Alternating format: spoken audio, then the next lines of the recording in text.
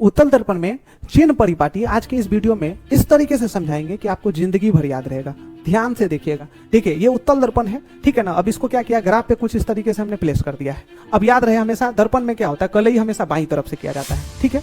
अब क्या होगा, चूंकि ये उत्तल दर्पण है तो उत्तल दर्पण है तो इसका परावर्तक सतह इस तरफ है, दाईं ओर है। तो वस्तु को हमेशा किधर की तरफ रखेंगे बताइए, इसी तरफ रखेंगे। तो वस्तु को इस तरफ रखेंगे तो यहाँ वस्तु की दूरी की बात करें जिसको हम लोग यू से इंडिकेट करते हैं, तो ये दूरी हमेशा किस चीज में होगा बताइए, माइनस में ही ना होगा। ये दूरी हमेशा यहाँ से लेके इधर का दूरी तो माइनस में होगा। अब इसके अलावा देखिए इसमें फोकस दूरी जो है जिसको हम लोग फोकस कहते हैं, तो फोकस जो होता है ये क्या होता है, दर्पण के पीछे होता है। उत्तल दर्पण का जो फोकस होता है वो दर्पण के पीछे होता है। दर्पण के पीछे क्या है, इधर है। मतलब ये इसकी दूरी की बात करें, ये दूरी कहीं का भी दूरी होगा तो ये दूरी हमेशा किस चीज में होगा बताइए, प्लस में हो जाएगा।